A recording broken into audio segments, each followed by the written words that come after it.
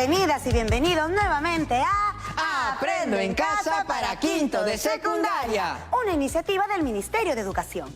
Hola chicas y chicos, ¿cómo están? Vamos a compartir este programa de desarrollo personal, ciudadanía y cívica, un área para desarrollarnos, reflexionar y aprender a convivir. Ahora que mencionas convivencia, justo ha llegado un mensaje de una estudiante llamada Camila. Vamos a verlo, Junior. Hola, estimados conductores. Me llamo Camila y quería contarles lo que pasó en mi región. Se comenzaron a contagiar varias personas y mis vecinos se asustaron.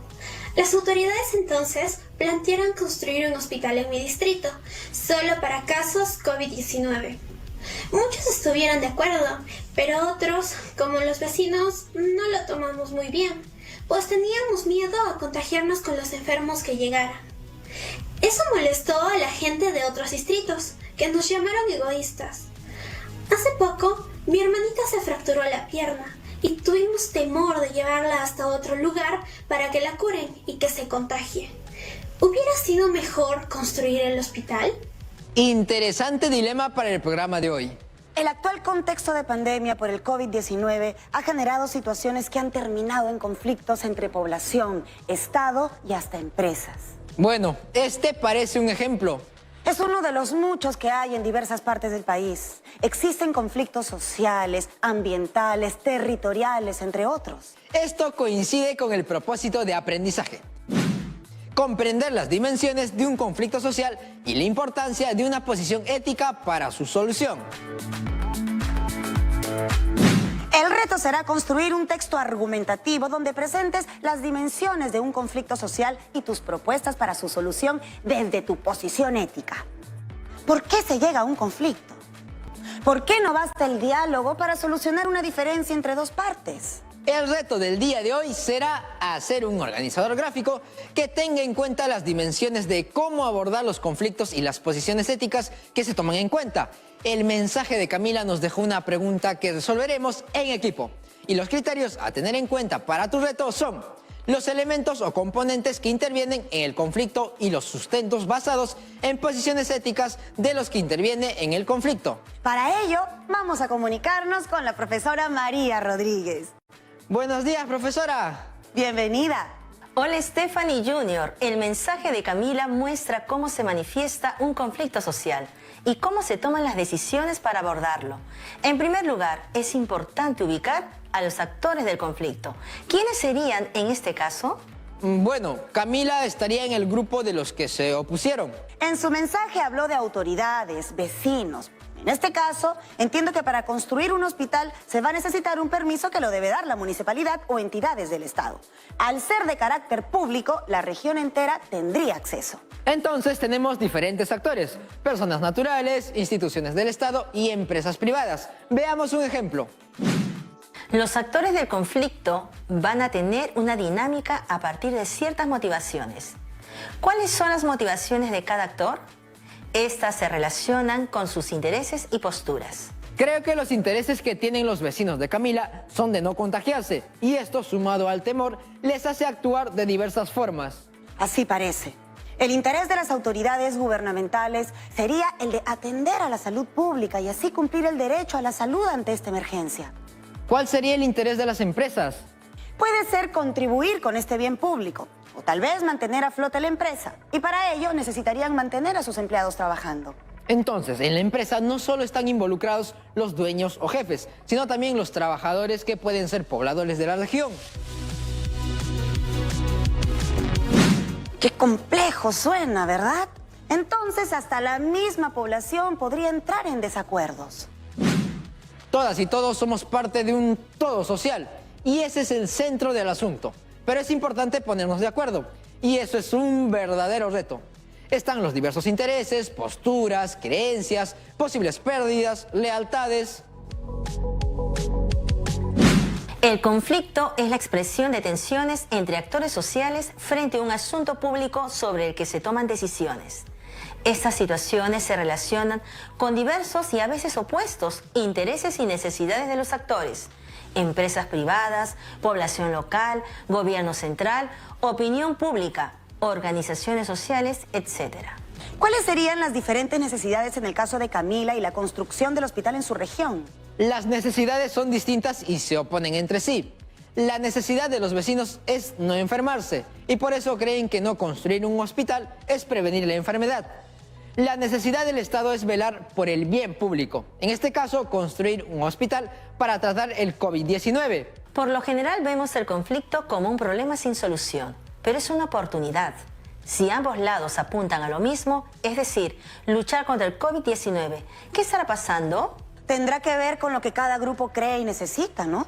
Los vecinos creen que con el hospital pueden contagiarse, pero ¿realmente la construcción de un hospital causará los contagios? Allí entonces vamos apuntando a las posiciones de cada grupo. ¿Cómo elegir entonces? ¿Qué habrá que priorizar? ¿Será el análisis de sus fines los que lleve a tal o cual acción? Antes de eso hay que comprender qué es un conflicto social. Así que veamos el siguiente video sobre conflictos sociales.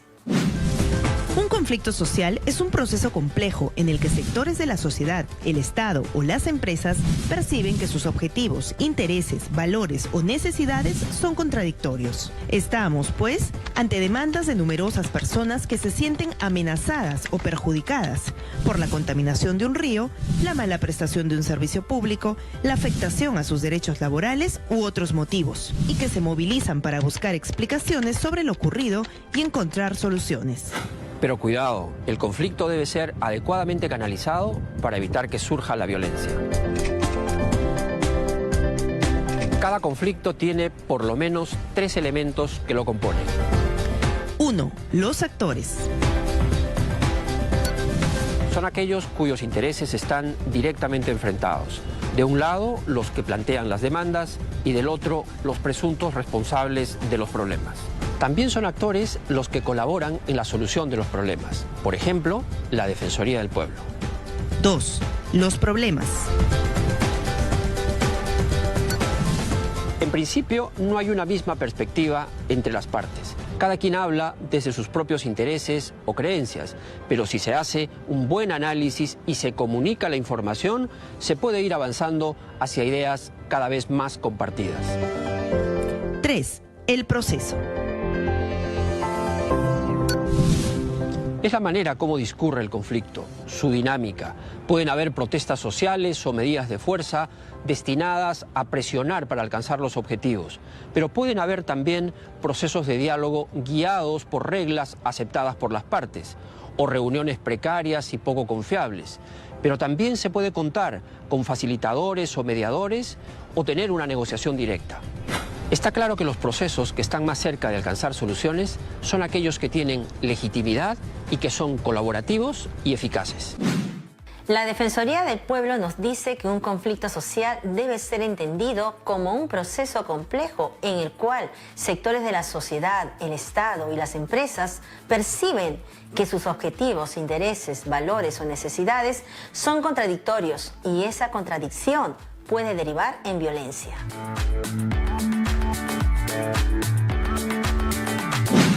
¿Qué hace que un conflicto no termine en violencia? El conflicto es parte de la vida y es una oportunidad de conocer los intereses de todas las partes y fortalecer vínculos para dialogar y tomar acuerdos.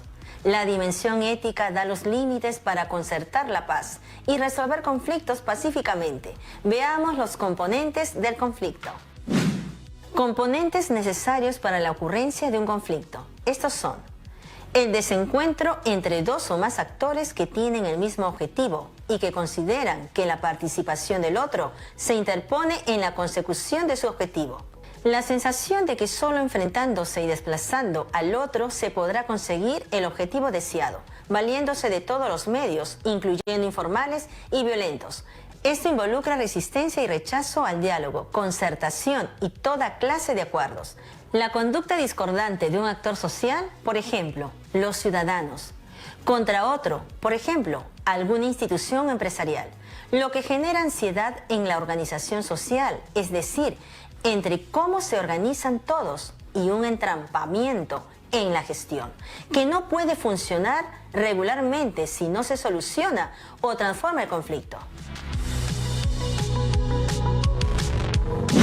El El interés en común con el mensaje de Camila es el de la salud. Unos creen que se contagiarán si construyen el hospital y otros quieren construirlo para agilizar el tratamiento y la mejora de la salud de la población. Hace años, por ejemplo, hubo un problema de agua en el norte. El acceso a los cultivos era difícil por la sequía y el agua se gestionaba con autoridades estatales y grupos no gubernamentales. Todos querían usar el agua, pero debía haber un orden. Los actores no se ponían de acuerdo en el uso del agua, ni en la cantidad que debía llegar, ni a la calidad que ésta debía tener. Es decir, ser agua potable o de regadío. Hay personas que creen que solo enfrentando y desplazando al otro pueden obtener lo que desean, y esto puede derivar en actitudes violentas, como tirar las piedras o quemar las llantas. Son formas en que los conflictos se expresan. La violencia es la última fase del conflicto. Hay fases previas donde los conflictos se pueden solucionar pacíficamente. El conflicto escala por etapas. Cada etapa contribuye a que el conflicto se vuelva un problema mayor. Las personas involucradas se escuchan, se toleran, se comunican. Cada uno tiene un límite. ¿Hasta dónde es permisible que cada parte haga lo que hace? La Defensoría del Pueblo dice que la complejidad de los conflictos se determina por el número de actores que intervienen, la diversidad cultural, económica, social y política, las formas de violencia que se pueden presentar o la debilidad institucional, entre otros.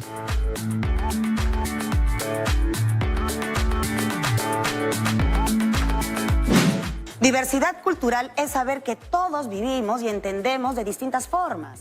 La vida rural es muy distinta a la citadina y ambas realidades buscan una mejor calidad de vida sin perder sus costumbres y tradiciones.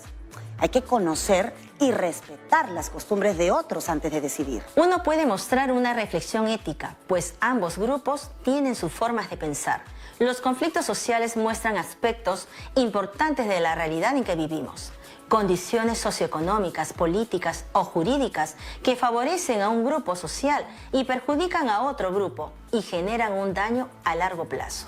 Son puntos de vista interesantes. Ningún conflicto debe llegar a la violencia, definitivamente no. Para eso se dialoga. En una democracia debemos tener estos espacios, pero es que no siempre te los dan. ¿Por qué el diálogo no es suficiente para solucionar las diferencias de ambas partes? Para el sociólogo y matemático noruego Johan Galtung, sí existe un desencuentro. Existe indefinida hostilidad consciente o inconsciente de por lo menos uno de los actores y por ello no hay predisposición para el diálogo y negociación. Crecen los problemas y el conflicto se vuelve potencial. Entiendo, y con esa predisposición el problema se agudiza. Tendríamos entonces la contradicción entre las partes, la disconformidad en cálculos emocionales de una de las partes, la generación de una conducta concreta que se expresa ocasionando lesiones a la institución u organización. Entre la contradicción y los cálculos emocionales que comentas, se pueden esconder factores subjetivos, como cuando uno cree algo de alguien, pero no se lo dice ni lo aclara. Eso lo hace sentir o actuar de ciertas formas. ¿Cómo te sientes cuando algo no te termina de convencer? Claro, y puede haber intereses de por medio. Eso crea suspicacias. Uno puede pensar que se acercan a ti por una cosa, pero en realidad quieren otra y te preparas para defenderte basado en algo subjetivo. Es como los vecinos de Camila, que priorizaron el temor al contagio que ellos creían que podría originarse al construir el hospital en su distrito. Su insistencia y actitudes muestran una falta de confianza en las autoridades. Esto ya es inicio de conflicto.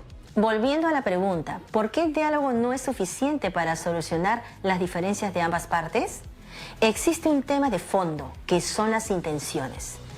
¿Tienes buenas o malas intenciones? ¿Qué hace que sean buenas o malas? Los límites, lo que implica esas intenciones, los medios y los fines que tengan. Todo tiene un límite y allí radica el punto ético. El derecho a la vida es un derecho universal y es por eso que como sociedad tenemos deberes y la ética nos sirve para respetarnos. Es un deber hacerlo. La ética está siempre del lado del deber ser. Entonces, ¿qué necesitaríamos hacer para poder comenzar a reflexionar y confiar? Uno puede ser consciente de que se está pensando mal porque se tiene tal o cual suspicacia. Y una vez que esto sale a la luz, discutir por qué o cómo si se piensa así, aclarar las cosas. Galtung decía que hacer consciente la contradicción y mala disposición es un requisito para el tratamiento del conflicto. Es una actitud que podría llevar a su transformación positiva. Lo que dificulta el diálogo es la falta de comunicación asertiva y la falta de ética en la convivencia.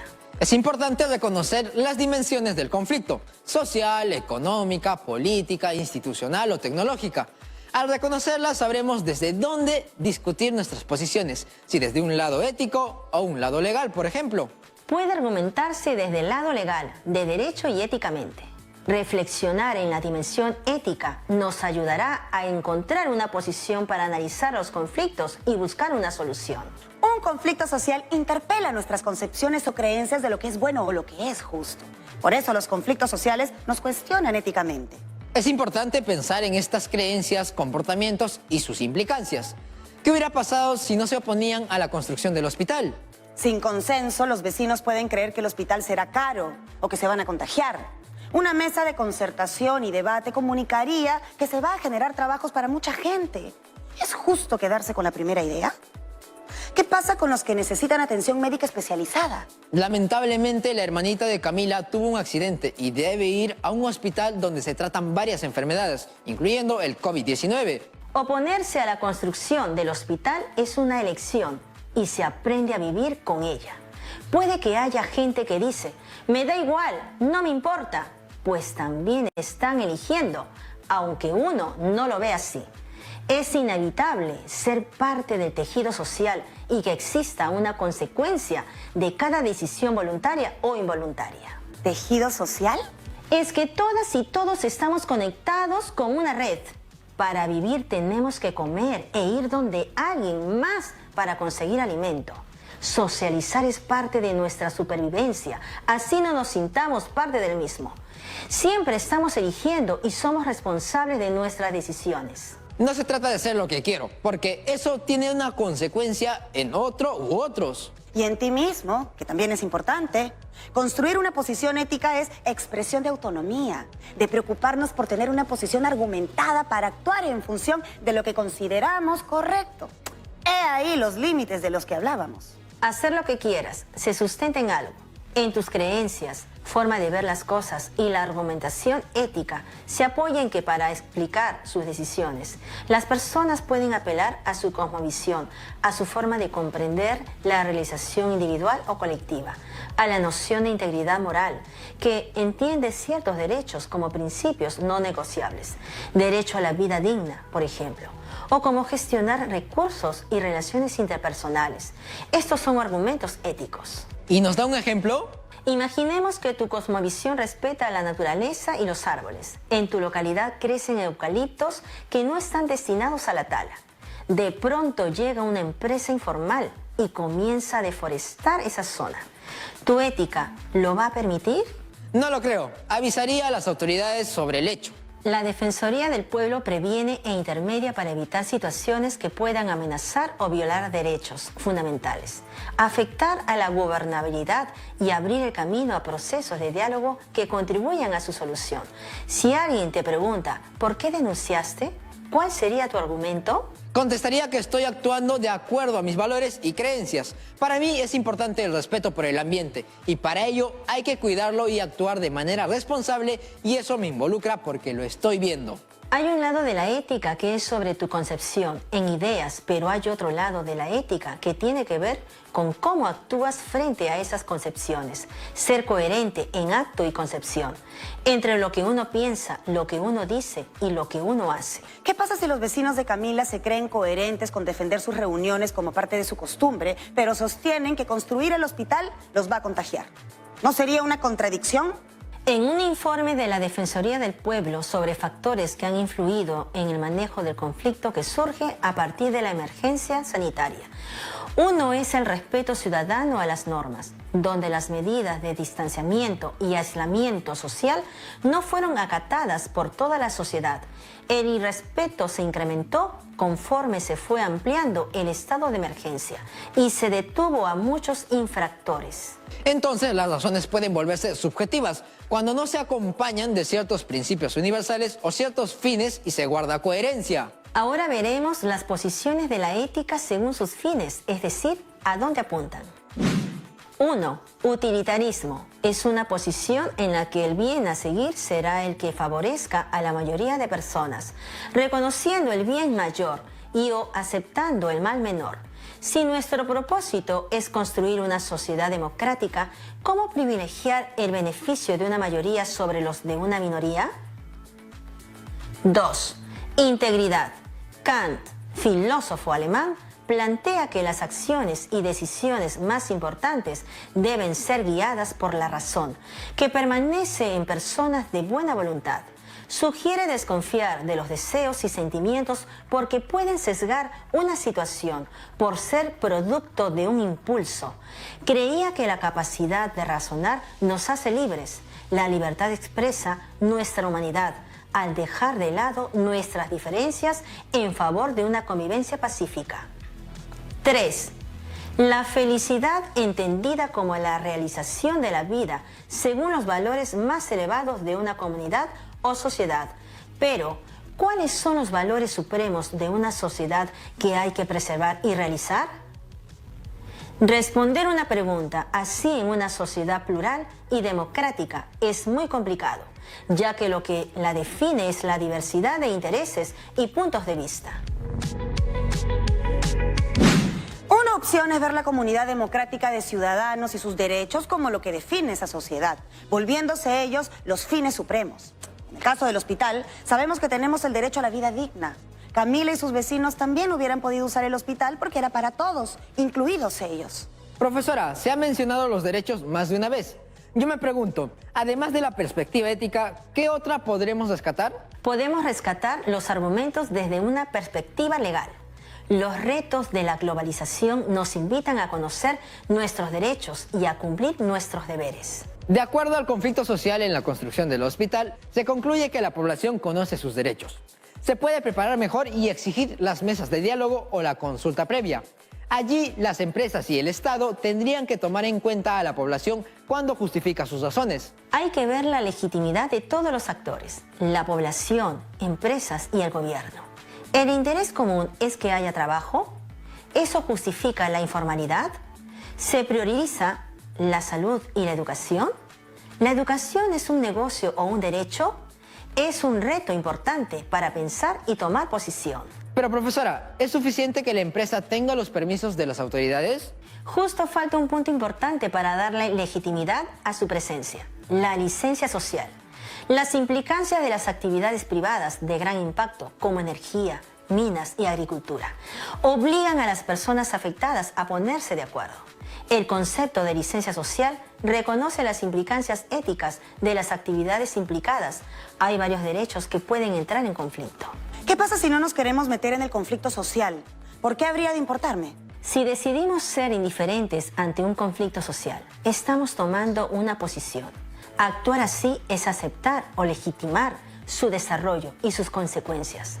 Los conflictos sociales se relacionan con la afectación de derechos y el impulso de proyectos que se desarrollan en el país. Siempre nos afectarán. Por eso exigen una toma de posición. ¿Qué otras formas existen además de la dimensión ética para argumentar las dimensiones de los conflictos? De derecho o legales. Las personas apelan a normas, leyes o la Constitución. Están empleando argumentos de derecho o legales. Esta dimensión dialoga con la dimensión ética. Toda dimensión legal debe tener consistencia ética. ¿Qué tenemos que hacer para convivir pacíficamente? Pensar antes de actuar, preguntarnos por nuestras razones y si éstas respetan los derechos y responden a los deberes de uno mismo y de las otras personas.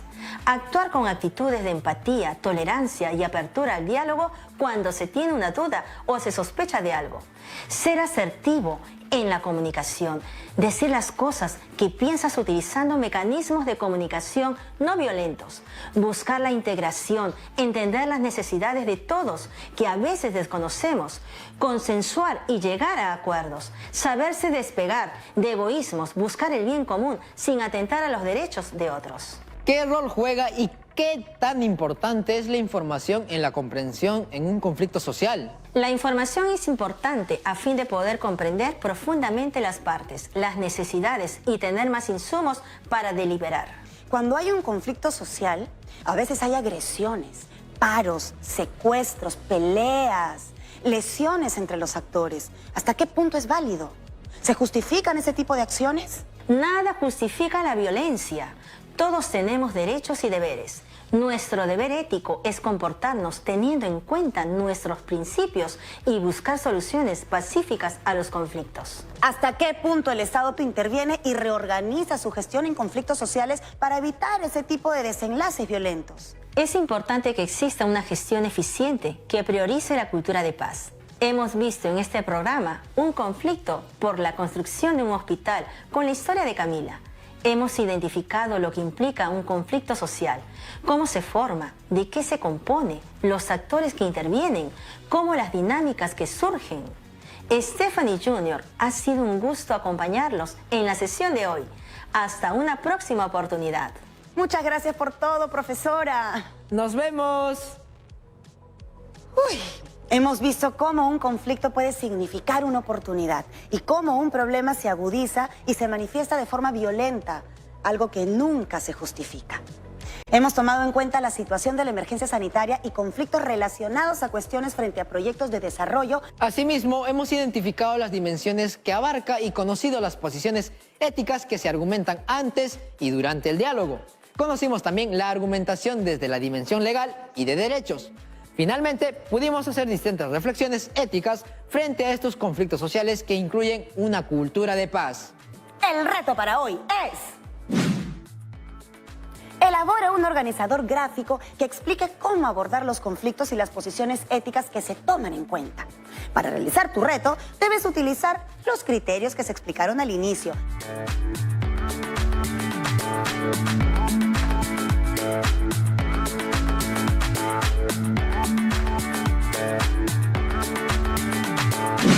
El reto de este programa te servirá de insumo para tu reto final, que se dará en el siguiente programa. Chicas y chicos de nuestra querida Promo 2020, antes de terminar el programa, les tengo un anuncio. Desde hoy queremos estar más comunicados y recibir todas sus consultas, opiniones o sugerencias. ¿Te quedó alguna duda sobre el tema que trabajamos hoy? ¿Qué otras temáticas te gustarían que abordemos? ¿Cómo te fue en los retos? ¿Quieres participar en el programa? Nos pueden escribir a promo2020@minedu.gov.pe. Uy, se nos pasó el tiempo. Nos vemos en el siguiente programa de Aprendo en Casa. Tupananchikama, Kuyasha y Panicuna. Chau, chau. ¡Chao! Chicas y chicos de la Promo 2020, les tenemos una super noticia. El Ministerio de Educación ha desarrollado el programa de competencias digitales y socioemocionales para estudiantes que culminan la educación básica. Escuchen bien, ¿ah? 100.000 estudiantes como ustedes serán becados en cursos de tecnologías y habilidades socioemocionales. Pero eso no es todo. En una segunda fase, 25.000 podrán acceder a cursos técnicos como administración de redes, programación en Python, diseño digital y ensamblaje de computadoras. Todos estos cursos serán certificados por Cisco y brindados por instituciones aliadas de prestigio, de manera virtual. Además, les dará la posibilidad de acceder a estudios técnicos superiores en la tercera fase. Y los requisitos para participar son: estar cursando el 5º grado de secundaria o 4º grado del ciclo avanzado de EVA en una institución educativa pública, tener un correo electrónico personal, tener acceso a un dispositivo con conexión a Internet como una computadora o un celular, disponer de 3 horas por semana para estudiar los cursos virtuales del programa y aceptar la carta de compromiso para finalizar los cursos. Inscríbete hoy mismo, es súper fácil. Ingresa a perueduca.pe, luego clic en el banner de la convocatoria y luego clic en el botón para preinscribirte. Llena el formulario y ya está. Tienes solo hasta el 20 de septiembre, no dejes pasar esta oportunidad. Recuerda inscribirte a través de perueduca.pe.